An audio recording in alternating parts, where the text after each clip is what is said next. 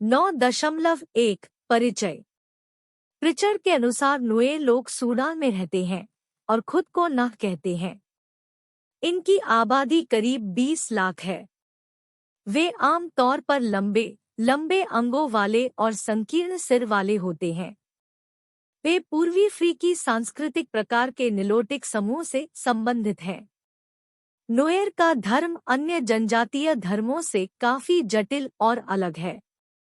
जैसे जैसे हम गहराई में जाएंगे, हम देखेंगे कि यह उन्हें कैसे अलग करता है। नुएर अपने भगवान को क्वाथ कहते हैं, जिसका अर्थ है आत्मा। क्वाथ हवा की अमूर्त गुणवत्ता और हवा में सांस लेने या छोड़ने की क्रिया का प्रतिनिधित्व करता है।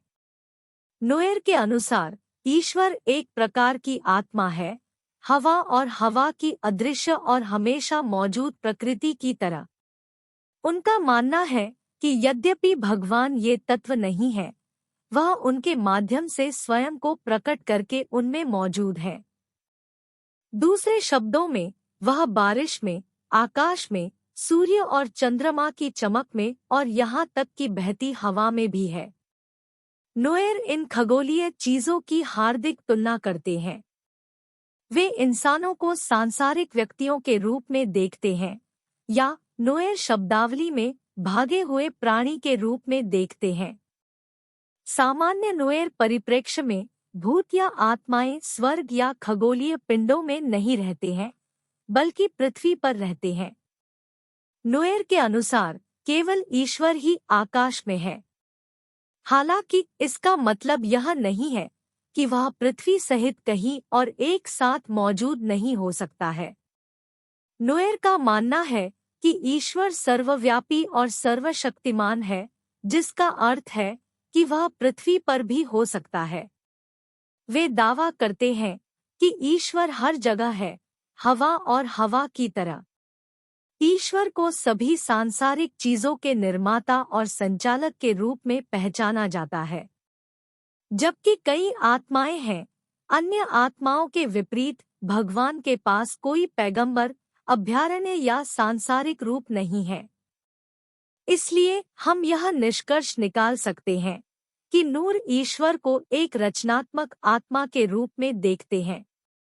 प्रिचर्ड का कहना है कि उन्होंने नुएर को यह कहते हुए कभी नहीं सुना कि ईश्वर का मानव रूप है। ईश्वर हर जगह है, हालांकि हम उसे देख नहीं सकते। वह सब कुछ देखता और सुनता है, और वह गुस्सा और प्यार दोनों महसूस कर सकता है। भगवान या देवता को संबोधित करने का सबसे आम तरीका ग्वांडोंग शब्द का उपयोग करना है, जिसका अर्थ है दादा या बस एक बूढ़ा पिता। यह दर्शाता है कि ईश्वर दो तरह से लोगों के लिए पिता के समान है। उसने उन्हें बनाया और वह उनकी रक्षा करता है। नुएर लोगों के लिए ईश्वर एक रक्षक है, क्योंकि उनका मानना है कि मनुष्य पूरी तरह से ईश्वर पर निर्भर है। उसकी सहायता के बिना वे असहाय होंगे। ईश्वर मनुष्य के मित्र और निकट होते हुए भी उनसे दूर है।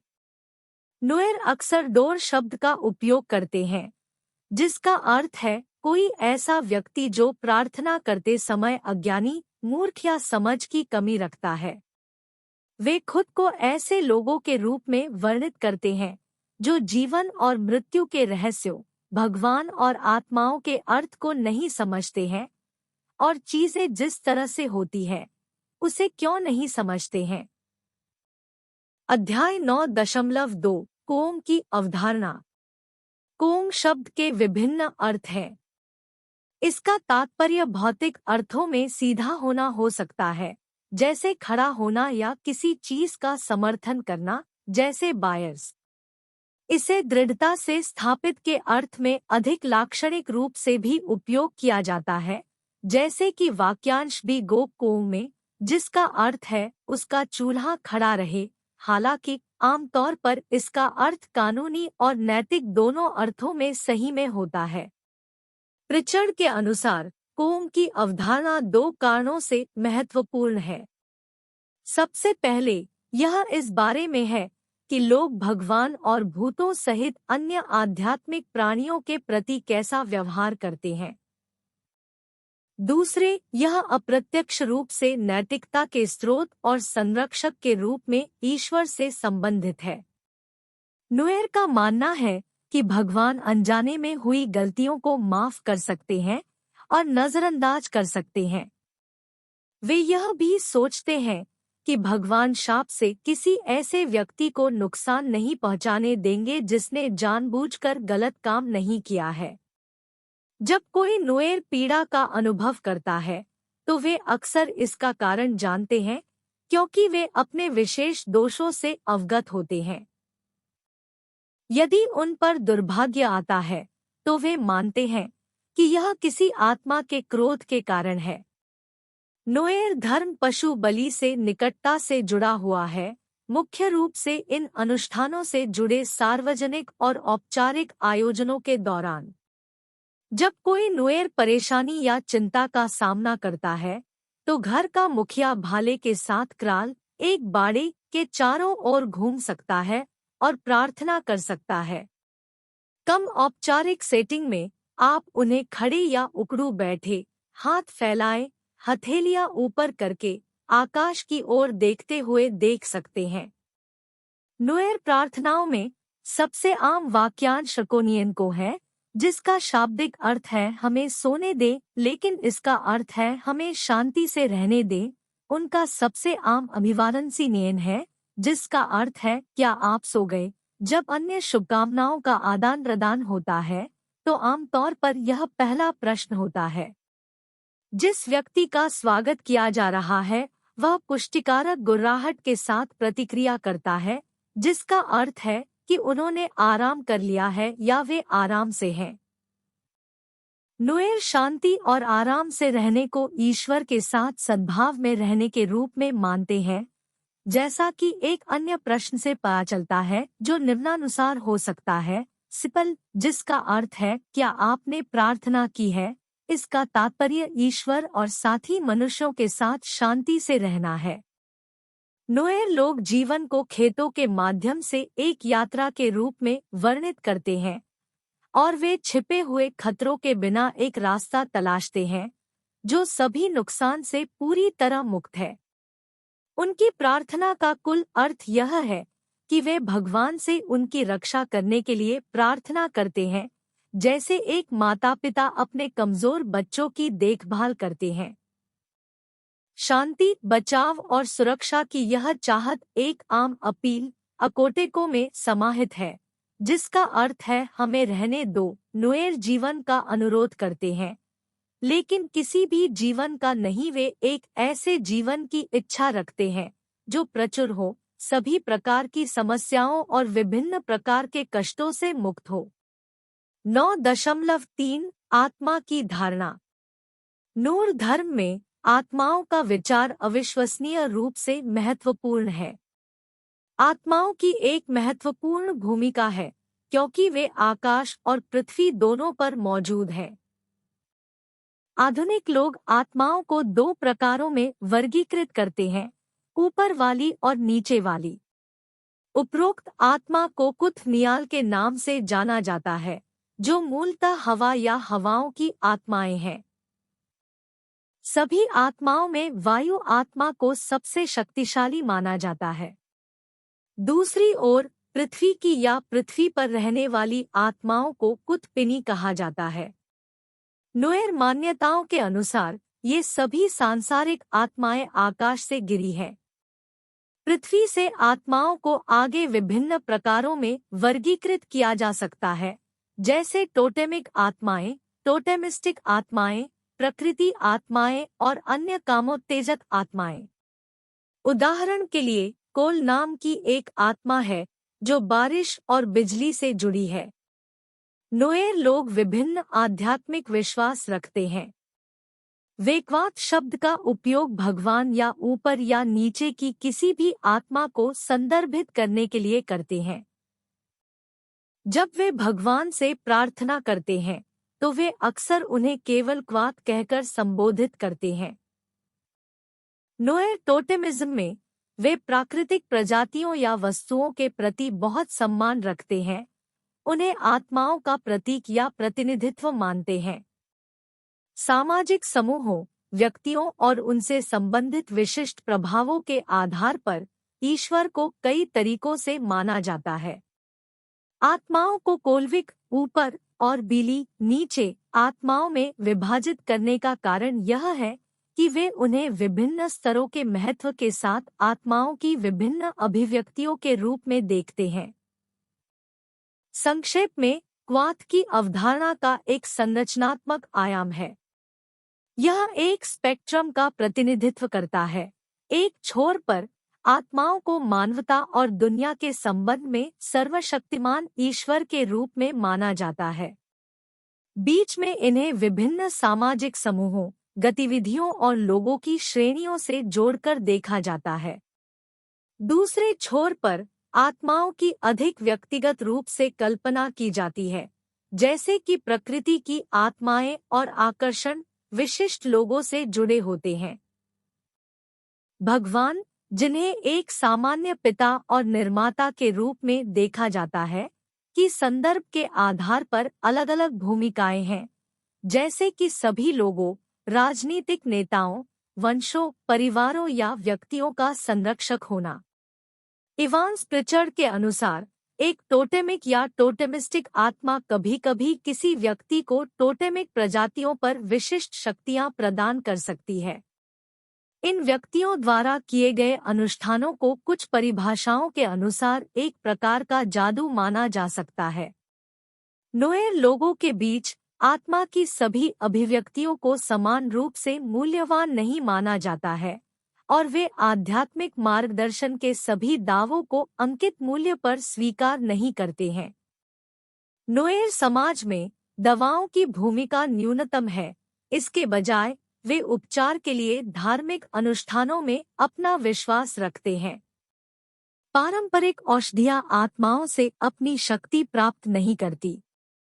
प्रिचर्ड बताते हैं कि अधिकांश नोएर दवाएं आज शिकार, मछली पकड़ने, प्रेमालाप और यात्रा जैसी गतिविधियों के लिए तावीज के रूप में कार्य करती हैं। कभी-कभी किसी व्यक्ति को निषेध तोड़ने के कारण होने वाली बीमारियों से बचाने या ठीक करने के लिए दवाओं का उपयोग आसव के रूप में किया जाता है। कब्ज, गले या फेफड़ों की समस्याओं, बुखार, सूजन जैसी सामान्य बीमारियों के लिए और बीमार मवेशियों के इलाज के लिए नोएर के पास कुछ उपचार हैं। माना जाता है कि ये उपाय केवल छोटे-मोटे मामलों में या धार्मिक अनुष्ठानों के पूरक के रूप में प्रभावी होते हैं। दूसरे शब्दों में, नोएर के लिए धर्म बीमारियों और अन्य बीमारियों से निपटने का प्राथमिक तरीका है और दवाएं केवल तभी प्रभावी होती हैं जब वे उनके भगवान की इच्छाओं के अनुरूप हों, जो बीमारी के समय उनके रक्षक के रूप में कार्य करते हैं। नोएर लोगों के लिए भगवान को हवा में सभी उच्च आत्माओं का पिता माना जाता है। माना जाता है कि छोटी आत्माएं ईश्वर के पुत्रों की संतानें उनके परिवार का हिस्सा है।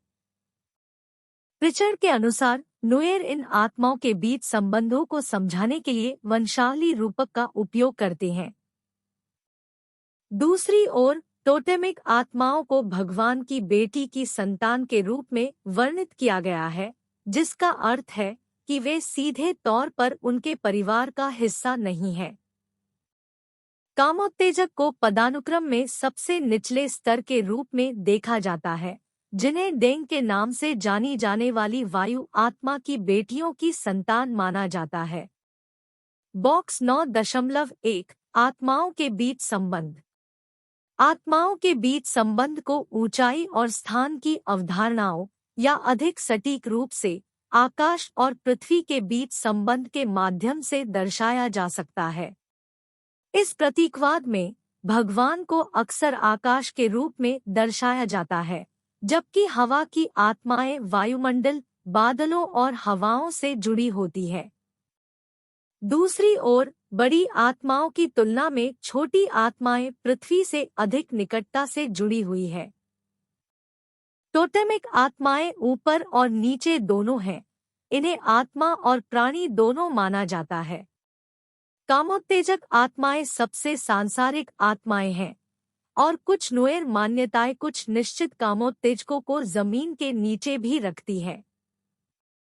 विशेष रूप से नुएर लोग ईश्वर को देखने का दावा नहीं करते हैं, न ही वे मानते हैं कि कोई भी पूरी तरह से समझ सकता है कि मानवीय अर्थ में ईश्वर कैसा है। ईश्वर में मानव रूप का अभाव है और अक्सर उसकी कल्पना आकाश में होने के रूप में की जाती है। नुएर के लिए बारिश और बिजली जैसी खगोलीय घटनाएं बहुत महत्व रखती हैं, क्योंकि वे इन घटनाओं को भगवान के प्रभाव की प्रत्यक्ष अभिव्यक्ति के रूप में देखते हैं। संक्षेप में, नुएर के बीच आत्माओं की समझ एक सामाजिक आयाम रखती है। इवांस प्रिचर्ड के अनुसार नुएर की सामाजिक संरचना में आत्माएं एक महत्वपूर्ण भूमिका निभाती है। नुएर भाषा में ताई का अर्थ आत्मा है और नुएर लोगों में मृत्यु का गहरा भय होता है। वे मृत्यु के बारे में बात करने से बचने की कोशिश करते हैं और जब उन्हें इस पर चर्चा करनी होती है तो वे ऐसा इस तरह से करते हैं जिससे यह स्पष्ट हो जाए कि वे इसे सबसे भयानक चीज मानते हैं। यीक शब्द का प्रयोग सांस और जीवन दोनों के लिए किया जाता है। परिस्थितियों के आधार पर किसी व्यक्ति की यीक मजबूत या कमजोर हो सकती है। जब कोई बीमार होता है तो उसकी यीक कमजोर होती है और एक स्वस्थ व्यक्ति की वाइग अधिक मजबूत होती है। जब कोई नशे में होता है तो उसे आंशिक रूप से मृत माना जाता है, लेकिन यह एक तरह की मौत है जिसके लिए लोग शोक नहीं मनाते हैं। नुएर का मानना है कि जीवन ईश्वर का एक उपहार है और जब कोई व्यक्ति मर जाता है तो ईश्वर उनके जीवन को अपने अधिकार के रूप में पुनः प्राप्त कर लेता है। इसलिए जब कोई व्यक्ति मर जाता है तो इसे भगवान द्वारा उसका उचित अधिकार वापस लेने के रूप में देखा जाता है, क्योंकि एक व्यक्ति का जीवन भगवान का एक उपहार है। प्रिचर्ड का कहना है कि नुएर किसी व्यक्ति की छाया और उसकी आत्मा के बीच संबंध देख सकते हैं।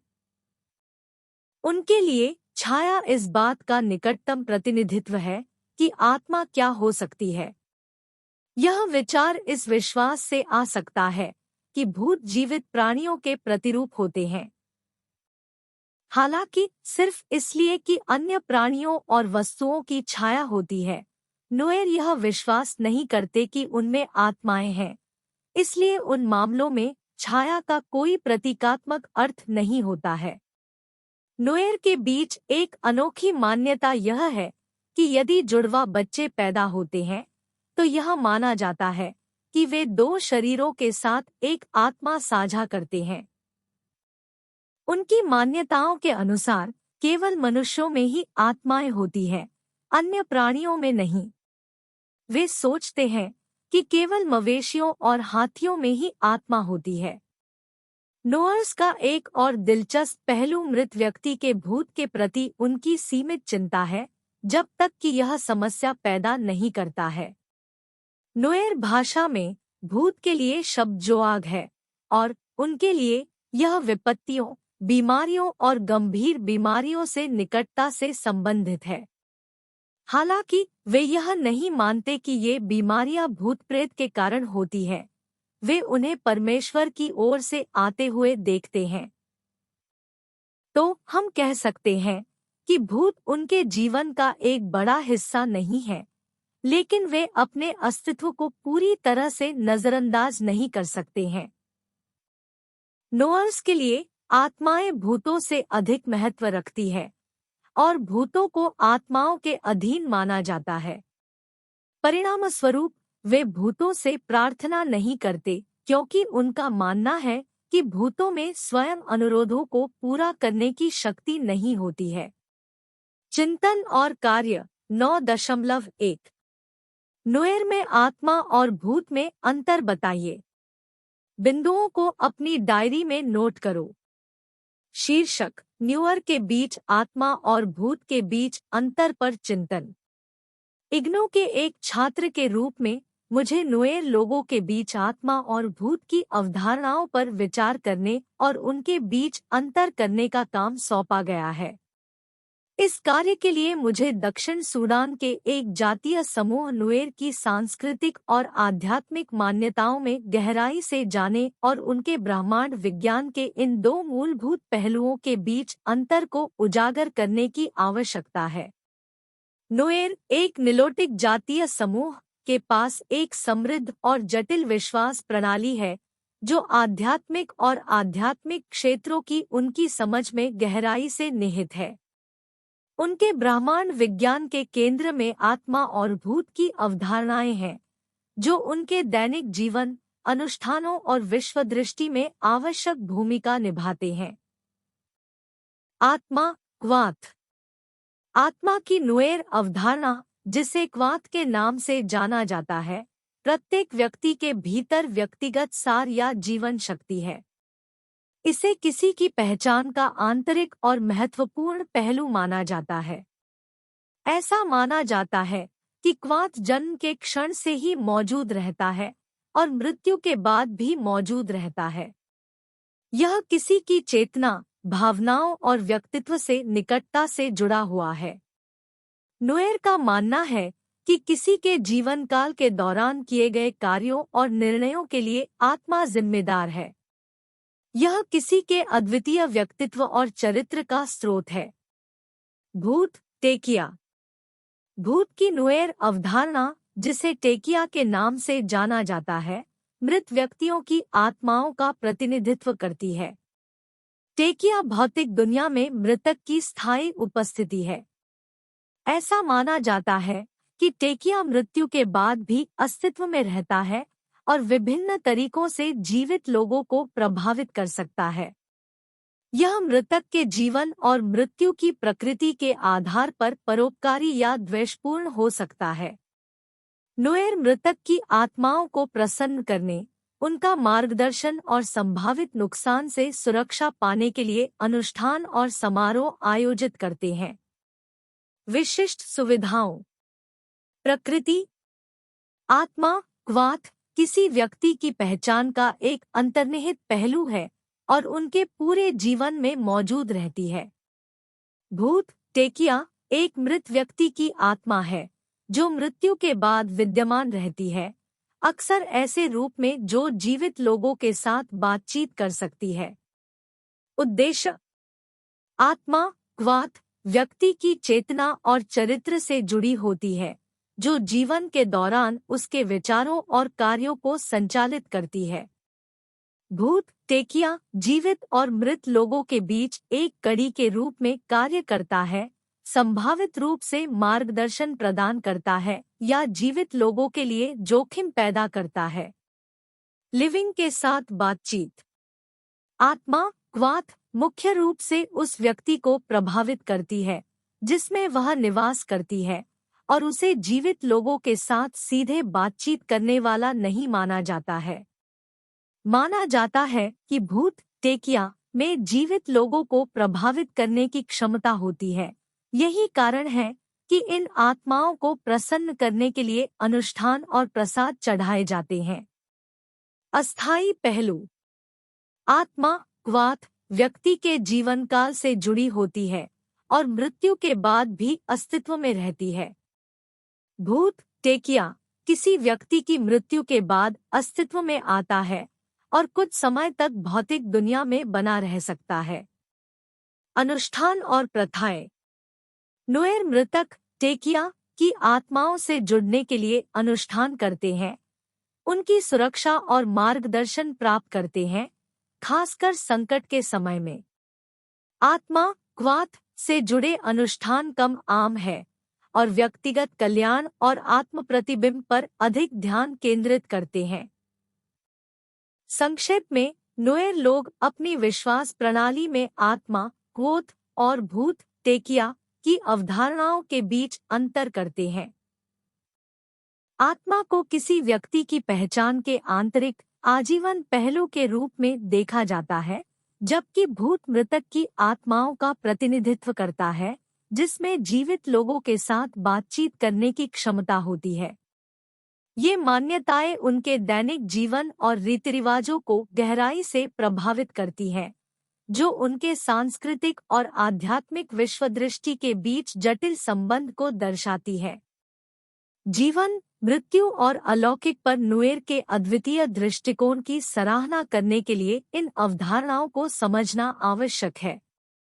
जब यह माना जाता है कि कोई भूत जीवित लोगों को परेशान करता है, तो ऐसा कहा जाता है कि यह उन्हें परेशान करता है।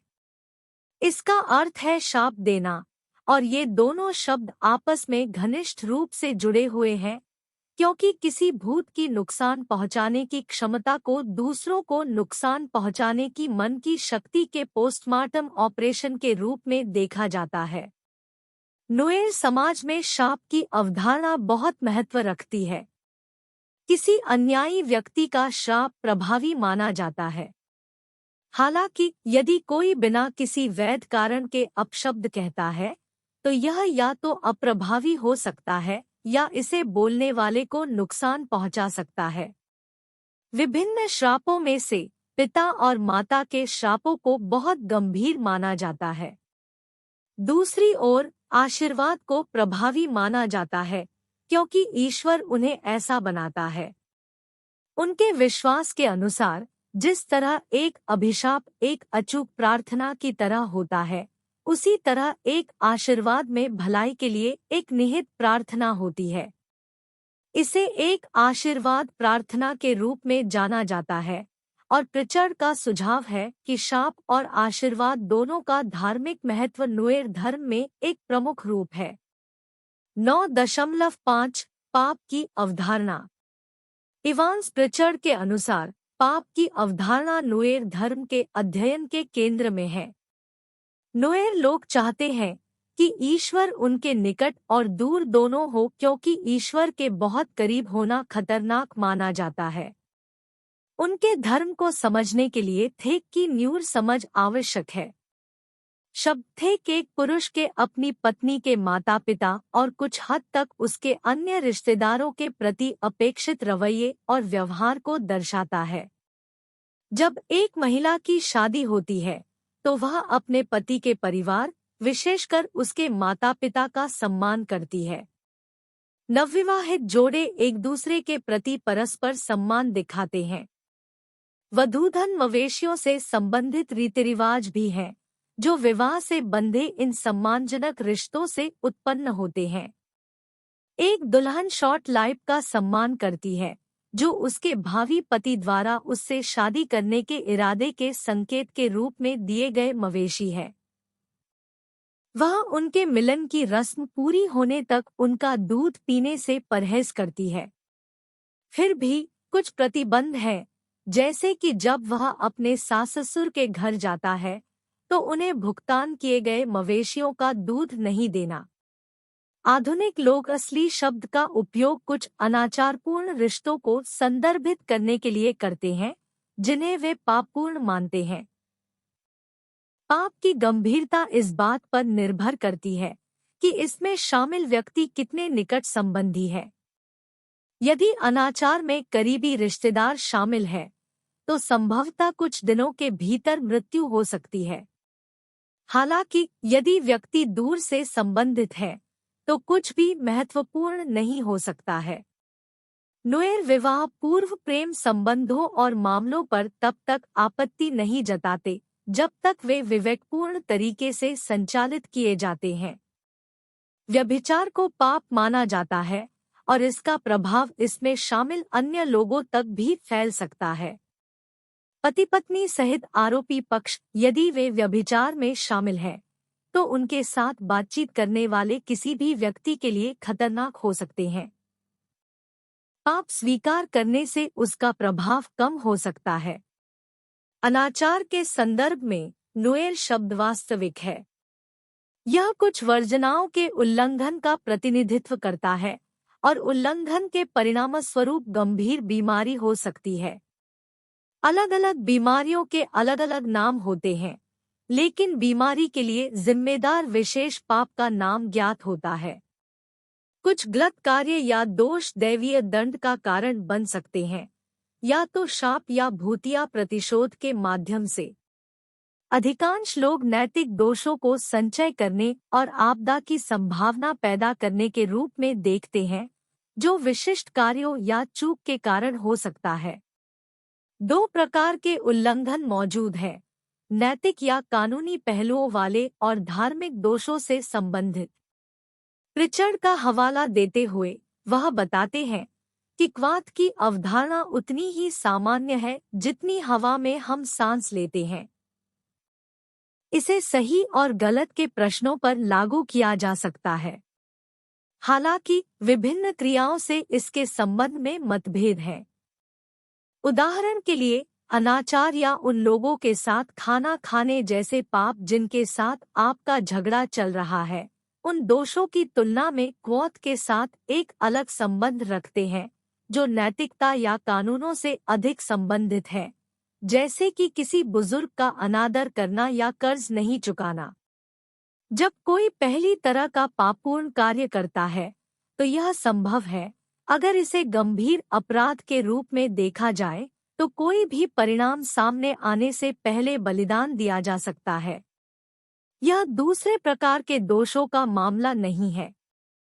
नोएर लोग यह नहीं कहते कि सगे संबंधियों के साथ कोई भी अनाचारपूर्ण संबंध स्वाभाविक रूप से बुरा है और भगवान इसे दंडित करेंगे।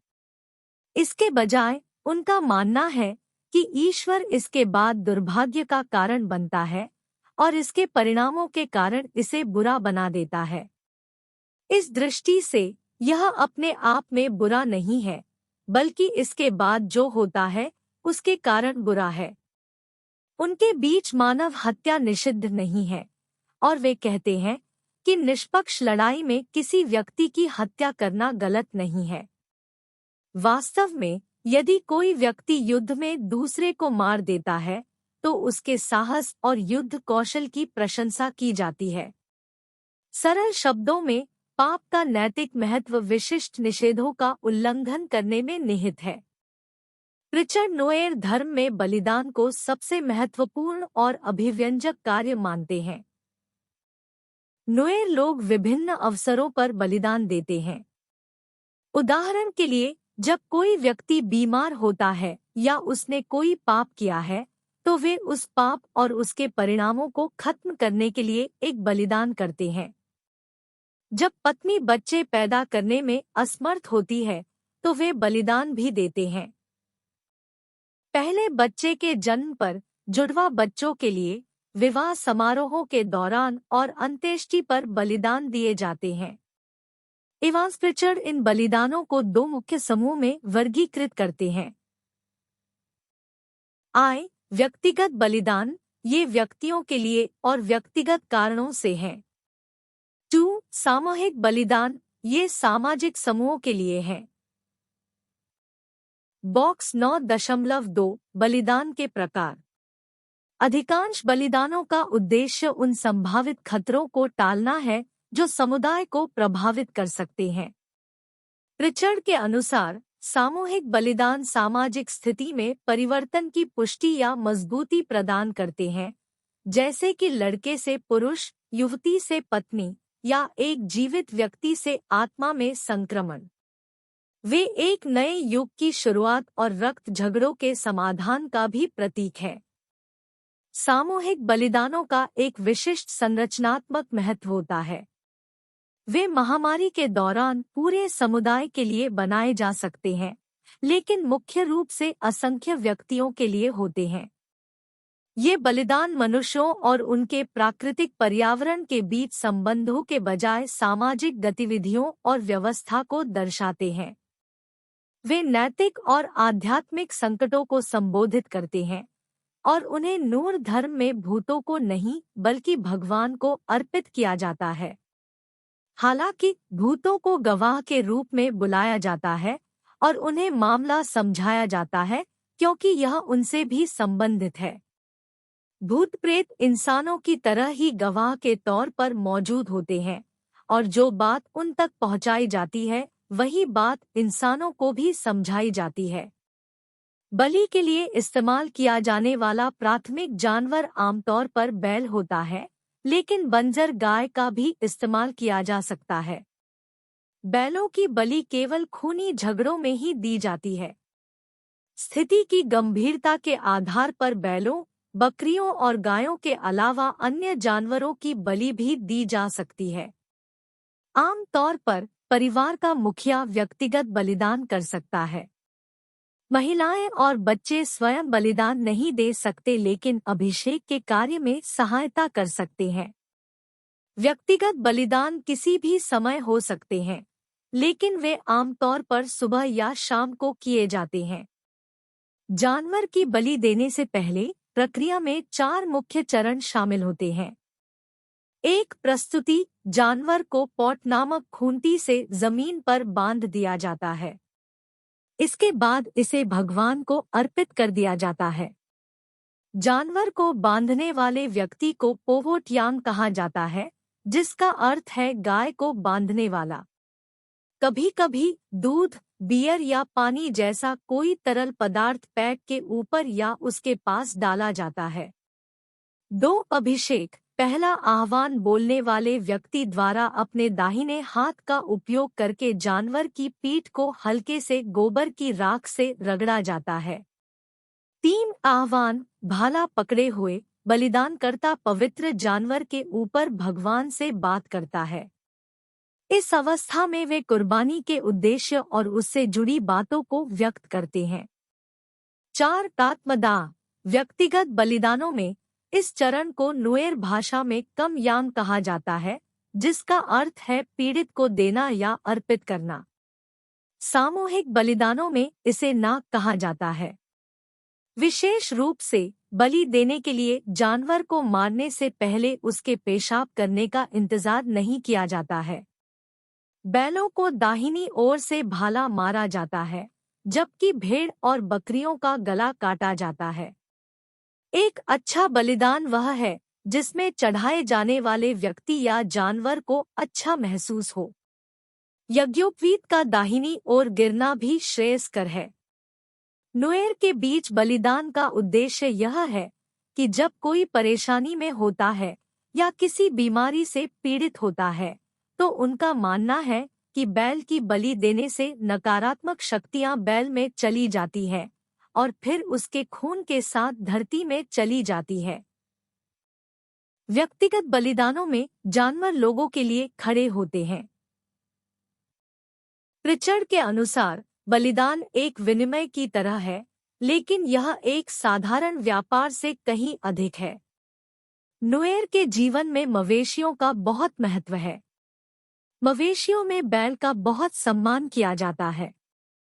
बैल नाम मूलतः पुरुषों के नाम है।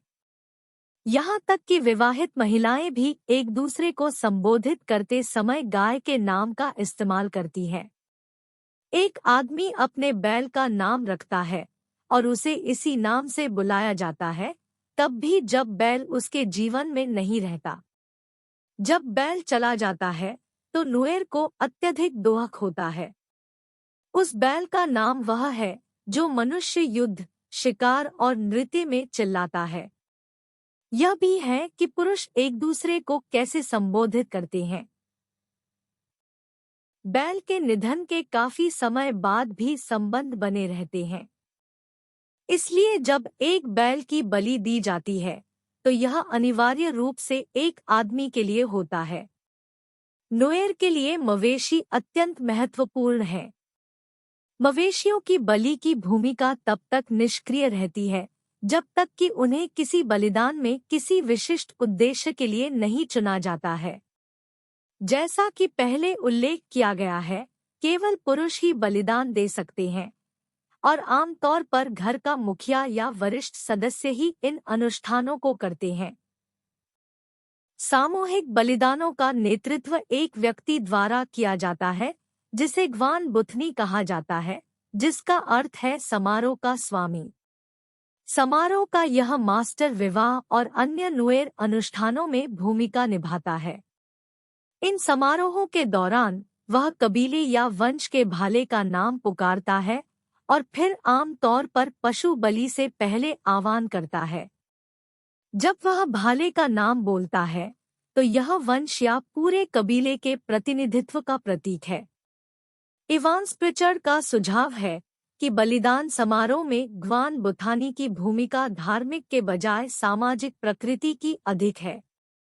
इस समाज में पुजारियों और पैगंबरों का उतना महत्व नहीं है जितना कुछ अन्य समाजों में है। वे तब काम में आते हैं जब किसी नुएर को उनके द्वारा किए गए किसी विशिष्ट पाप के लिए बलिदान देने की आवश्यकता होती है। विशेष रूप से तेंदुए की खाल के पुजारी, जिन्हें स्थानीय भाषा में पुआर कहा जाता है, एक महत्वपूर्ण भूमिका निभाते हैं। हालांकि यह ध्यान देने योग्य बात है कि इस समाज में पुजारियों के पास अन्य आदिवासी समुदायों की तरह समान राजनीतिक या प्रशासनिक अधिकार नहीं है।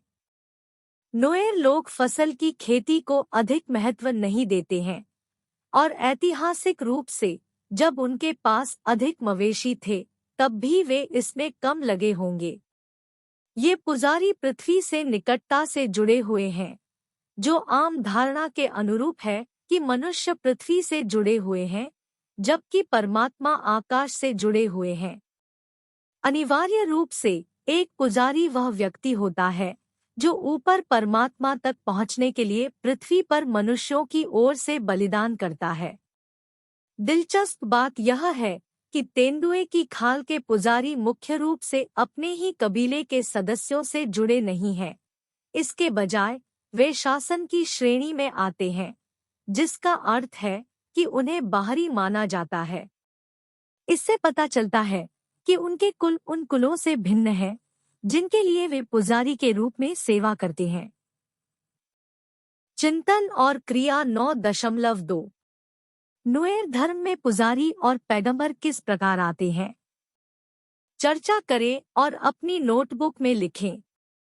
शीर्षक: नूर धर्म में पुजारियों और पैगंबरों की भूमिका। परिचय: नुएर लोग एक जातीय समूह जो मुख्य रूप से दक्षिण सूडान और इथियोपिया में रहते हैं, की एक समृद्ध और जटिल धार्मिक परंपरा है जो उनके सांस्कृतिक और सामाजिक तानेबाने के साथ गहराई से जुड़ी हुई है। नुएर धर्म में पुजारी और पैगंबर महत्वपूर्ण स्थान रखते हैं, जो आध्यात्मिक और मानवीय क्षेत्रों के बीच मध्यस्थ के रूप में कार्य करते हैं। इस प्रतिबिंब का उद्देश्य नुएर धर्म में पुजारियों और पैगंबरों की भूमिकाओं का पता लगाना, उनके महत्व पर प्रकाश डालना और नुएर लोगों के धार्मिक और सामाजिक जीवन को प्रभावित करने के तरीकों पर प्रकाश डालना है। नुएर धर्म। पुजारियों और पैगंबरों की भूमिकाओं में गहराई से जाने से पहले नुएर धर्म के मूलभूत सिद्धांतों को समझना महत्वपूर्ण है। हमारे धार्मिक विश्वास बहुदेववादी विश्व दृष्टिकोण में गहराई से निहित है, जहां आत्माएं और देवता लोगों के जीवन में केंद्रीय भूमिका निभाते हैं। नुएर लोग एक सर्वोच्च सत्ता में विश्वास करते हैं, जिसे क्वॉथ के नाम से जाना जाता है, जो ब्रह्मांड का निर्माता है। क्वॉथ के साथ साथ कई आत्माएं और देवता हैं, जिनमें से प्रत्येक जीवन के विभिन्न पहलुओं जैसे आकाश, पृथ्वी और पानी के लिए जिम्मेदार हैं। पुजारियों की भूमिकाएं। अनुष्ठान विशेषज्ञ। नुएर के बीच पुजारी अनुष्ठान विशेषज्ञों के रूप में कार्य करते हैं, जो विभिन्न समारोहों और अनुष्ठानों के संचालन के लिए जिम्मेदार होते हैं। आध्यात्मिक और मानवीय दुनिया के बीच संतुलन बनाए रखने के लिए ये अनुष्ठान आवश्यक है। इनमें कृषि, दीक्षा, विवाह और उपचार से संबंधित समारोह शामिल है। पुजारी इन अनुष्ठानों के जटिल विवरणों से अच्छी तरह वाकिफ है।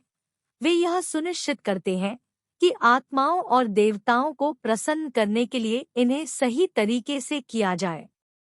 आत्माओं के साथ मध्यस्थ पुजारी नूर लोगों और आध्यात्मिक क्षेत्र के बीच मध्यस्थ के रूप में कार्य करते हैं। वे मार्गदर्शन, सुरक्षा और आशीर्वाद पाने के लिए समुदाय की ओर से आत्माओं और देवताओं से संवाद करते हैं। सूखे या बीमारी जैसे संकट के समय में यह भूमिका महत्वपूर्ण होती है, जहां पुजारी सद्भाव बहाल करने के लिए आत्माओं के साथ बातचीत करने में केंद्रीय भूमिका निभाते हैं। मौखिक परंपरा के संरक्षक नोएर पुजारी मिथकों, किंवदंतियों और धार्मिक शिक्षाओं सहित अपने लोगों की मौखिक परंपराओं को संरक्षित करने के लिए जिम्मेदार है। यह ज्ञान पीढ़ियों से चला आ रहा है और नोएर की धार्मिक और सांस्कृतिक पहचान को बनाए रखने के लिए महत्वपूर्ण है। पैगंबरों की भूमिकाएं। ईश्वरीय दूत पैगंबर ऐसे व्यक्ति होते हैं जिनके बारे में माना जाता है कि उनका ईश्वर से सीधा संबंध होता है। उन्हें आत्माओं और देवताओं से संदेश और रहस्योद्घाटन मिलते हैं, जिन्हें वे नोएर समुदाय तक पहुंचाते हैं। इन संदेशों में अक्सर चुनौतियों से निपटने, सद्भाव बनाए रखने या नाराज आत्माओं को खुश करने के बारे में महत्वपूर्ण मार्गदर्शन होता है। संघर्ष समाधान। नोएर समाज के भीतर संघर्षों को सुलझाने में पैगंबर महत्वपूर्ण भूमिका निभाते हैं। विवाद उत्पन्न होने पर अक्सर उनसे सलाह ली जाती है, क्योंकि माना जाता है कि उनका दिव्य संबंध निष्पक्ष और न्यायपूर्ण समाधान प्रदान करता है। उनका प्रभाव अंतर्जनजातीय संघर्षों को रोकने या कम करने में मदद कर सकता है। आध्यात्मिक नेता। पैगंबरों को आध्यात्मिक नेता माना जाता है, जो आस्था और नैतिकता के मामलों में नूर लोगों का मार्गदर्शन करते हैं। वे समुदाय को धार्मिक शिक्षाओं के अनुरूप सदाचारी जीवन जीने के लिए प्रेरित और निर्देश देते हैं। परिवर्तन के कारक। भविष्यवक्ता नोएर समाज में परिवर्तन के उत्प्रेरक भी हो सकते हैं। उन्हें ऐसे रहस्योद्घाटन प्राप्त हो सकते हैं जो धार्मिक ढांचे के भीतर अनुकूलनशीलता को बढ़ावा देने के लिए सांस्कृतिक प्रथाओं या मान्यताओं में बदलाव की मांग करते हैं। पुजारियों और पैगंबरों के बीच परस्पर क्रिया। जबकि नोएर धर्म में पुजारियों और पैगंबरों की अलग-अलग भूमिकाएं हैं, लेकिन उनके कार्य पूरी तरह से अलग नहीं हैं। इन दोनों शख्सियतों के बीच अक्सर सहयोग और तालमेल होता है।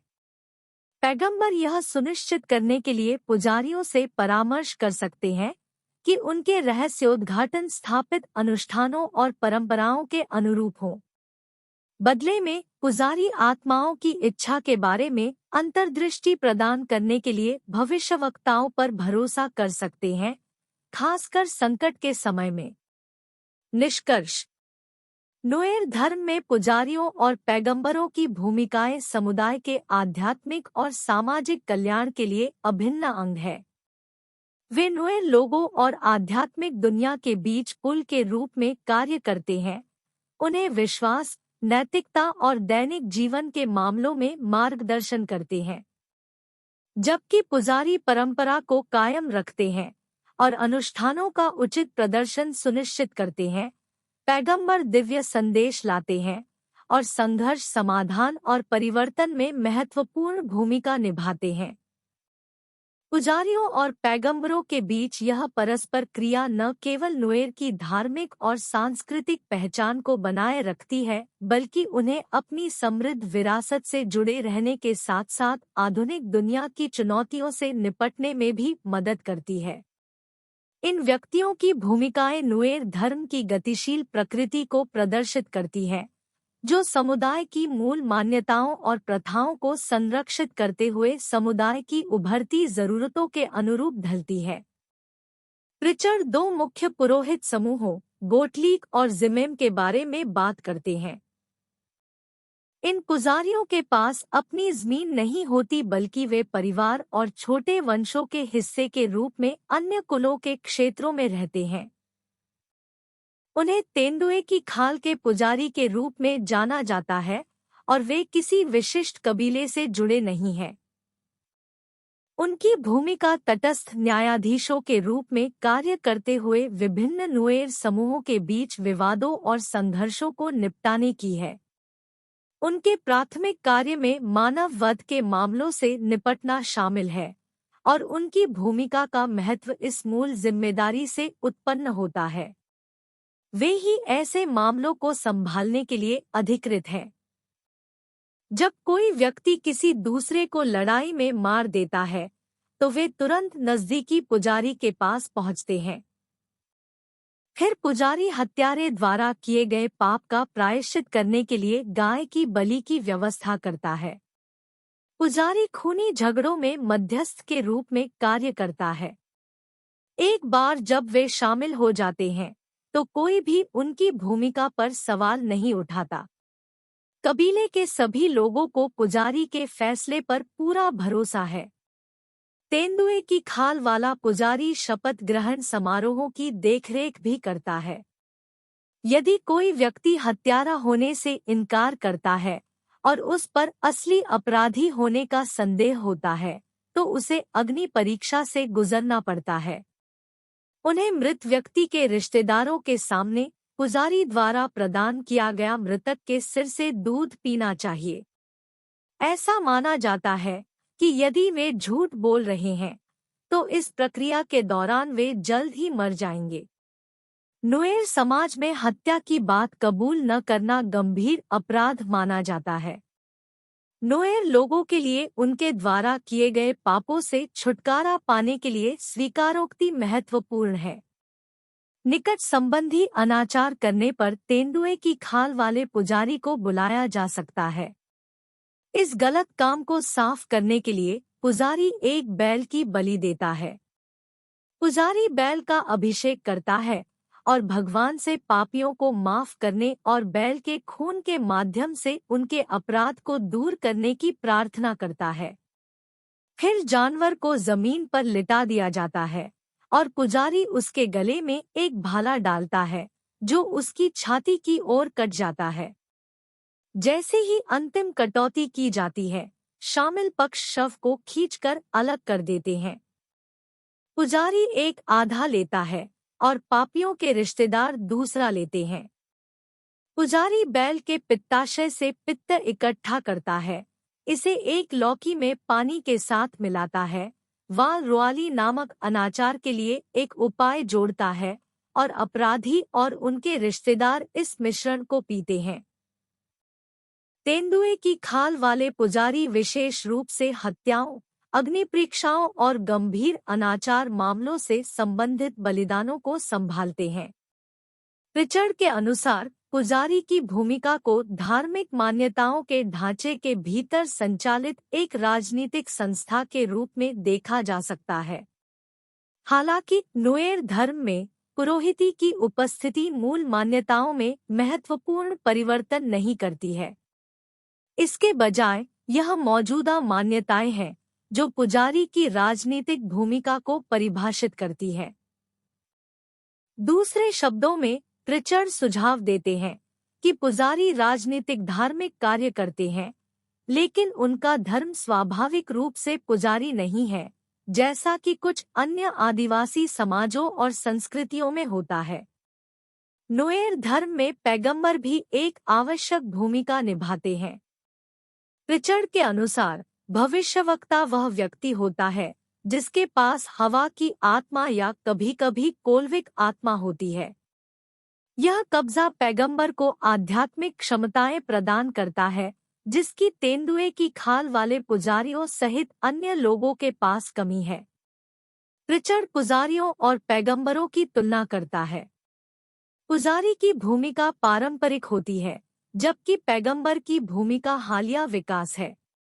पुजारी बलि समारोह का संचालन करते हैं, जबकि पैगंबरों की कम परिभाषित भूमिकाएं होती है।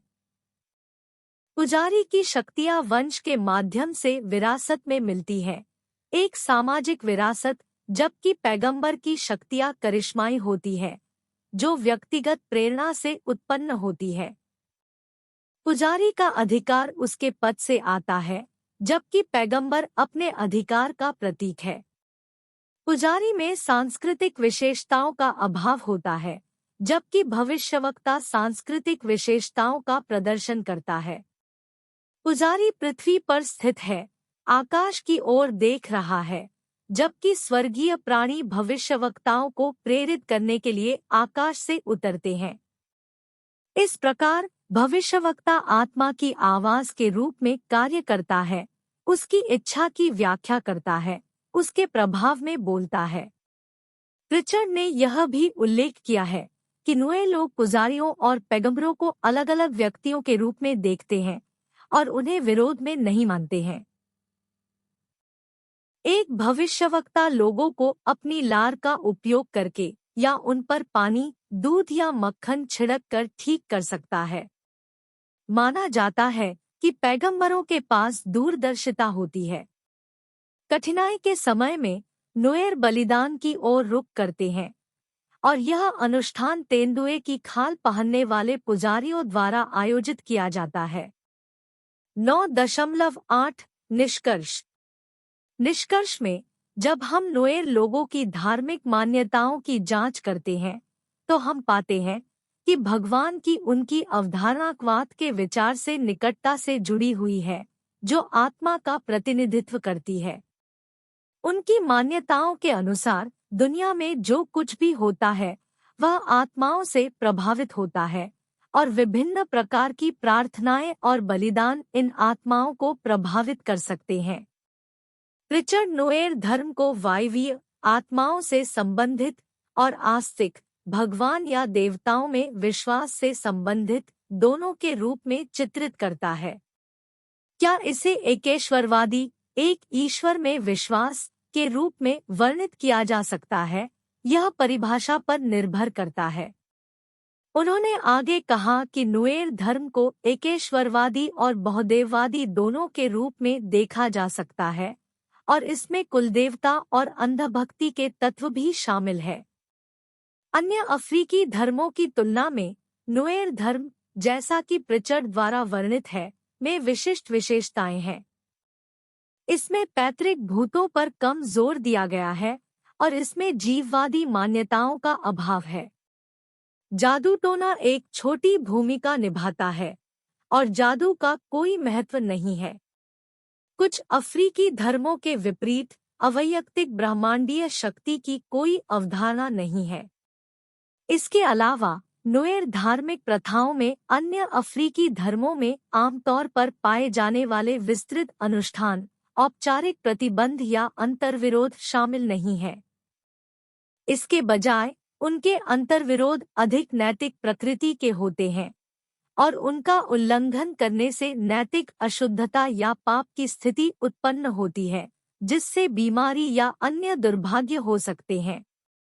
नुएर लोग ईश्वर को महान और मनुष्यों को असहाय चींटियों के समान कमजोर मानते हैं।